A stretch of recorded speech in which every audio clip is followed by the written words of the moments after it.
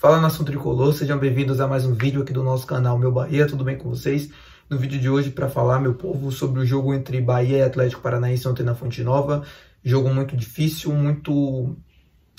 com resultado muito frustrante, né, para as pretensões do clube. Era um resultado inegociável na luta contra a permanência.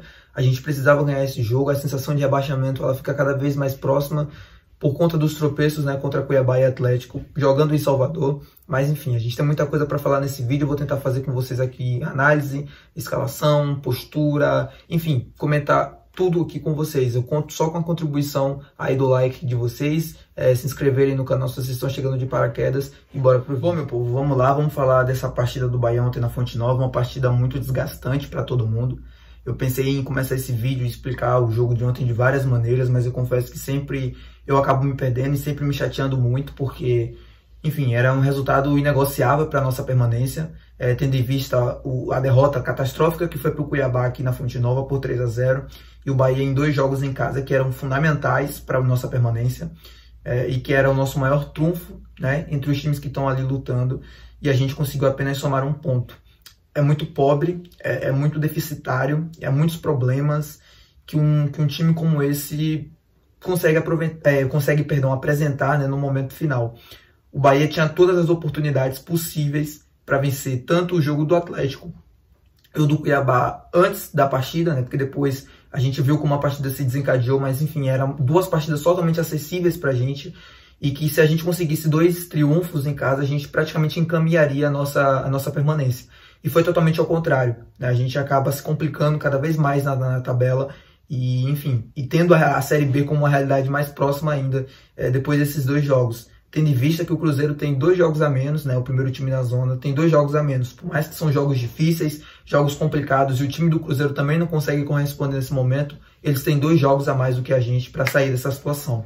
E apenas 1 ponto de diferença.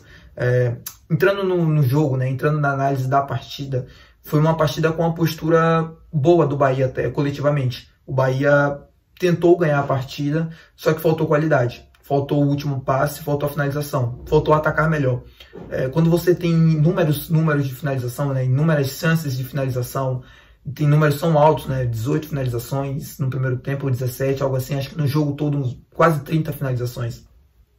E você consegue apenas 1 gol e de pênalti, mostra o quanto você não foi eficaz atacando. Você foi uma equipe que atacou mal. Então o Bahia tem até presença ofensiva, tem volume de oportunidades, mas não consegue aproveitá-las. E isso não é de agora, isso não é de hoje. Mas eu acho que no jogo de ontem ficou cada vez mais claro, né, essa ineficiência por conta da necessidade do resultado. É uma equipe que sentiu o momento, sentiu a pressão de precisar dos 3 pontos e não conseguiu aproveitar as inúmeras oportunidades que a gente teve para fazer gols com bola rolando. Se a gente pega a estatística do SofaScore, de gols esperados, que o Bahia deveria ter feito, de acordo com as chances de gol, né, a cada finalização, o Bahia poderia ter feito pelo menos até 2 gols no jogo, que era suficiente para a gente ter ganhado aquela partida. A gente produziu o suficiente para isso. Faltou o capricho no último passe, a tomada de decisão melhor, o olhar para o companheiro que estava melhor posicionado, o querer resolver sozinho, enfim, tudo isso atrapalhou o time para que a gente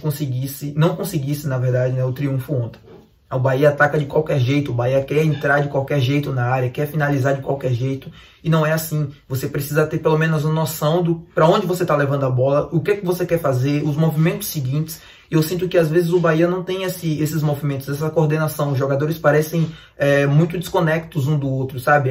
Um querendo fazer uma coisa, outro querendo fazer outra, e a bola passa pelos setores do campo sem muito entendimento do que está se fazendo. O comportamento coletivo para atacar ontem foi até ok, foi até bom e melhor do que em outros jogos, principalmente em casa.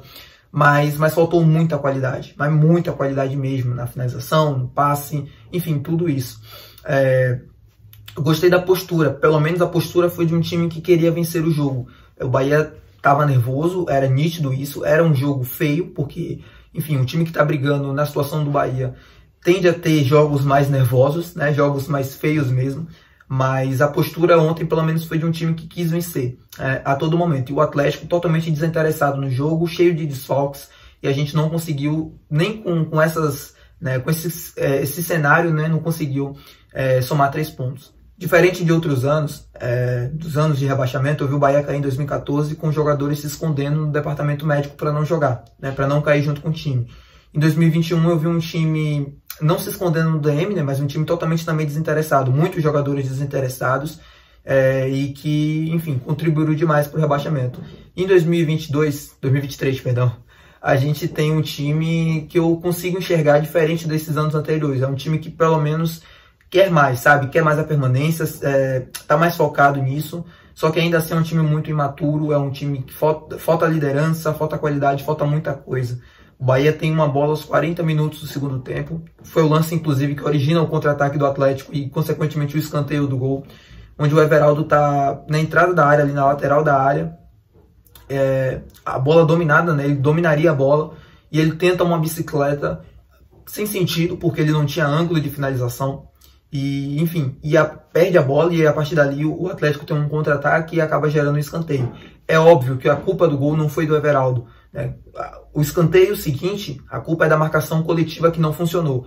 Mas quem perde a bola é o Everaldo e quem dá a oportunidade do contra-ataque é ele. E, enfim, faltou maturidade naquela hora, faltou qualidade para poder dominar, poder levar para linha de fundo, até ganhar um novo escanteio para segurar, para passar tempo. Esse tipo de coisa que falta no Bahia e que acaba prejudicando. São lances como esse, são tomadas de decisões como essa que vão atrapalhando o time, que vão fazendo com que o time jogue mal, ou que, enfim, não tenha a melhor leitura das jogadas e assim acabe tomando gols e perdendo jogos, né? Como foi no caso do Atlético, que a gente acabou empatando.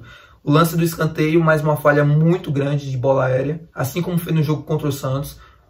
O Canóbio tem, sei lá, 1,75, não sei, é um jogador baixo e subiu no meio de praticamente dois zagueiros do Bahia. O Canu é muito mais alto e mesmo assim acabou perdendo na bola aérea para ele.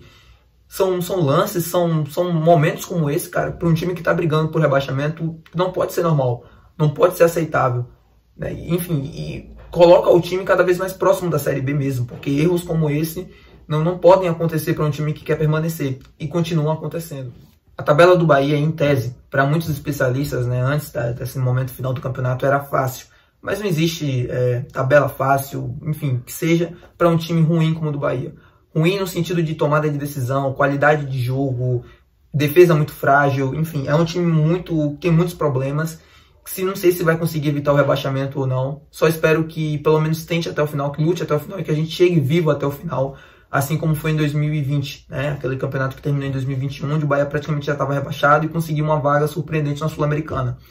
Eu espero que seja isso e que o ano que vem seja um recomeço. E, claro, na Série A. Não acho que o Rogério Ceni tem culpa. Aliás, a escalação do time de ontem foi até um ponto que eu gostei, da ousadia e do ter um time mais ofensivo, em ter o Juba pelo lado esquerdo, em ter não ter tantos volantes no meio campo, né? Apenas o Tassiano, que é um jogador que joga mais avançado e que tem qualidade de jogo também mais à frente. O ataque também. Só não consigo entender, assim, eu não consigo colocar a culpa no resultado dele ontem, mas eu acho que a demora para mudar foi determinante para que o time continuasse jogando mal no segundo tempo. O Bahia fez um segundo tempo muito abaixo, assim, caiu demais a produtividade, perdeu também muitos duelos e o Rogério simplesmente assistiu isso acontecer, né? E aí ele não tira o Everaldo, que está suspenso para o próximo jogo, e que eu acho que nesse momento é mais um, assim, não queria dizer que é algo bom, mas ele praticamente não ajuda o time. O jogo de ontem ele faz o gol, ele erra tudo quando ele faz fora da área, ele não consegue segurar uma bola, é um centroavante que tem muitos defeitos. Ele teve um bom momento ali naquele jogo do Goiás, mas depois dali se tornou o jogador improdutivo que era rodadas atrás. É um atacante que entrega muito pouco para aquilo que a gente precisa. Nesse momento é importante para a permanência. Se a gente olha outros times, a gente tinha o América que tem o Mastriani, que apesar de já ter rebaixado, é um super atacante. Tem o Vasco com o Verratti, enfim, quase todos os times nesse campeonato, a gente viu o quanto ter um camisa 9 é diferente. O Soares mesmo com o Grêmio na luta pelo título, no jogo contra o Bahia, inclusive. E a gente não tem esse trunfo, que é ter um bom camisa 9. E, enfim, e tem atacantes também que desperdiçam muitas oportunidades, ou que tomam decisões muito erradas, muito equivocadas na hora de finalizar, na hora de passar uma bola, na hora de fazer uma ultrapassagem. É sempre muito deficitário. Mas enfim, nesse momento o rebaixamento, como eu falei, ele é uma realidade próxima, apesar de eu ainda acreditar na permanência. Se torna muito difícil, cada vez mais que a gente vai perdendo pontos como esse. O jogo contra o Corinthians, em tese, se torna um jogo que a gente precisa vencer de qualquer jeito, e precisa jogar e precisa ter atitude. Se o time quer permanecer na primeira divisão, tem que chegar lá e tem que ter atitude para jogar e para ganhar o jogo. Não adianta. Se a gente não mudar a mentalidade, se a gente continuar insistindo em jogos como esse, achar que não vai dar, que não é possível, a gente nunca vai conseguir a permanência. Eu repito, o Cruzeiro tem 2 jogos a menos do que o Bahia. Por mais que a tabela do Cruzeiro seja difícil, ele tem mais 2 oportunidades à frente do Bahia de poder sair dessa situação. E a diferença é só de 1 ponto. O Cruzeiro só precisa de um jogo para sair da zona do rebaixamento e para colocar o Bahia. Por mais que também esteja muito mal e esteja tomando talvez tentando o seu último suspiro no campeonato. A demissão do Zé Ricardo e a vinda do Luxemburgo. Pode ser que a vinda do Luxemburgo seja uma vinda assim comemorada pelos rivais, no sentido do Luxemburgo ser um treinador ruim. Só que o Cruzeiro não está contratando o Luxemburgo para desenvolver um trabalho. O Cruzeiro está contratando o Luxemburgo para não cair. Nada melhor do que ter um treinador tão experiente dentro do futebol brasileiro quanto o Luxemburgo para isso. No sentido anímico, no sentido mesmo de espírito dentro do vestiário, dentro do jogo.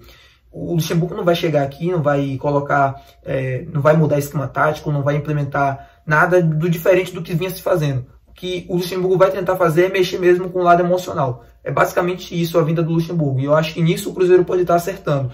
Por mais que a vinda dele, os trabalhos anteriores dele seja totalmente equivocados. O Cruzeiro está contratando um cara para não cair. Não é um cara para desenvolver trabalho, é para não cair nesses jogos que restam ainda. E aí, a partir do ano que vem, se conseguir a permanência, pensar em outro treinador.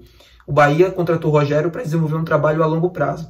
E, em tese, o aproveitamento dele nos últimos trabalhos permaneceria um agente na primeira divisão. E esse percentual acaba de abaixar, né, passar dos 50% pelo empate de ontem.